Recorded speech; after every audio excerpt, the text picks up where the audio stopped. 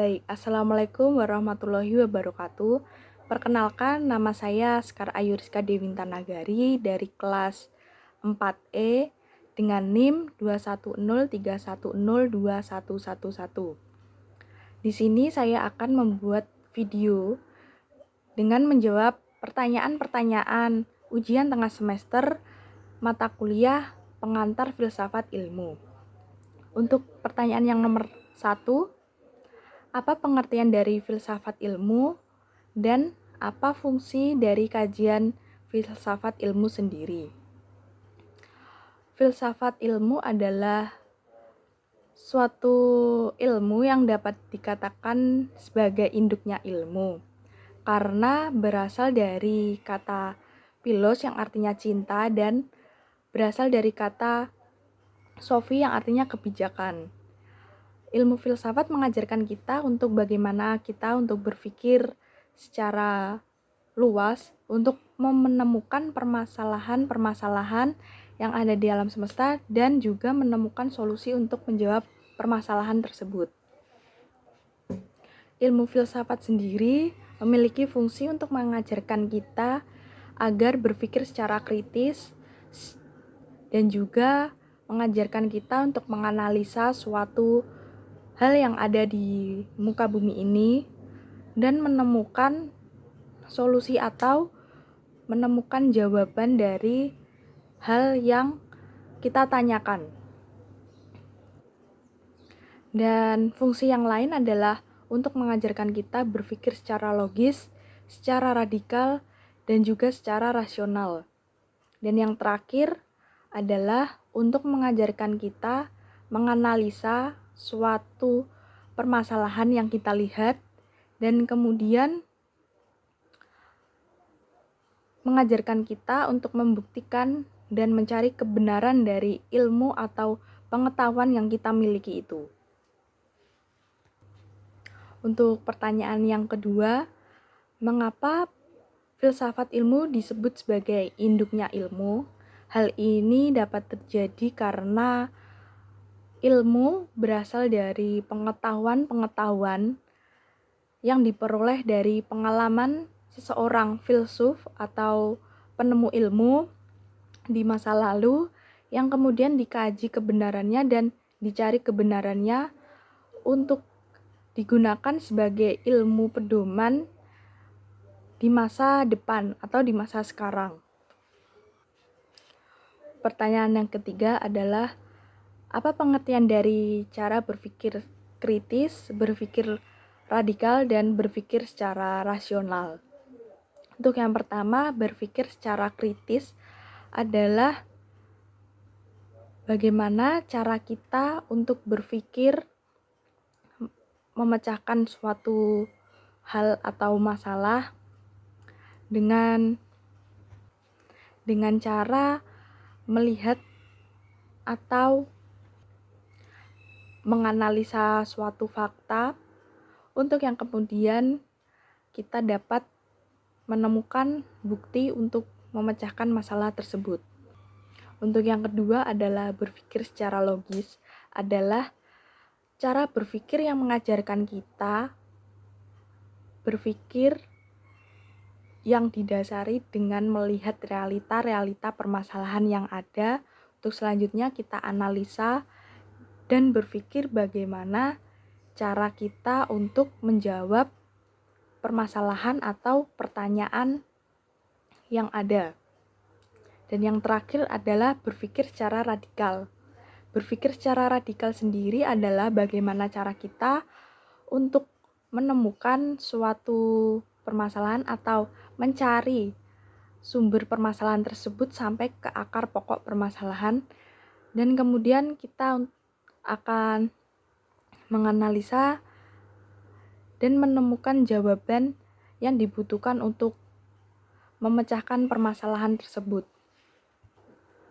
Kemudian pertanyaan yang keempat, mengapa ilmu sangat berkaitan erat dengan pengetahuan yang ada? Hal ini terjadi karena ilmu berasal dari kumpulan pengetahuan-pengetahuan yang berasal dari sejarah dan terbentuk karena adanya pengalaman seseorang yang kemudian diuji dan dibuktikan kebenarannya. Setelah membuktikan kebenaran tersebut, kajian-kajian dari pengetahuan tersebut disatukan untuk dijadikan suatu hal yang kita ketahui sekarang sebagai ilmu. Dan pertanyaan yang kelima adalah, mengapa ilmu pengetahuan dapat meramalkan suatu kejadian di masa depan? Jawabannya bisa, karena ilmu dapat meramalkan masa depan karena proses terbentuknya ilmu yang berasal dari pengetahuan. Pengetahuan sendiri berasal dari sejarah dan juga pengalaman atau yang disebut sebagai empiris, yang kemudian kita pelajari pengalaman tersebut untuk melihat di masa depan apakah hal tersebut akan terulang kembali atau justru akan terjadi lebih baik lagi dari sebelumnya. Kemudian pertanyaan yang keenam adalah pengantar ilmu filsafat. Mengapa keberadaannya dapat digolongkan menurut beberapa golongan. Yang pertama adalah digolongkan sebagai ilmu ontologi. Ilmu ontologi sendiri adalah suatu ilmu yang membahas tentang suatu ilmu yang sangat konkret dan dibuktikan kebenarannya.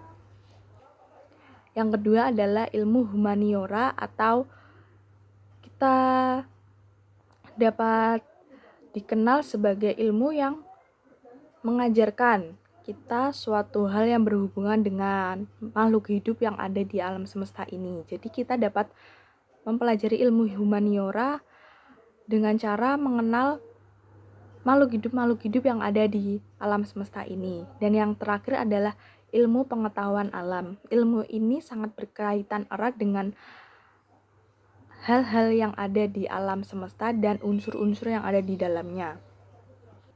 Dan pertanyaan yang terakhir, yaitu pertanyaan nomor 7, adalah saya ini siapa dan mengapa saya ini dilahirkan? Dan apa makna hidup menurut saya? Saya ini adalah Sekar Ayu Rizka Dewinta Nagari, seseorang yang dilahirkan di bumi karena suatu takdir, dan kehadiran saya ini hadir di tengah-tengah keluarga yang sedang mengharapkan anak dan cucu.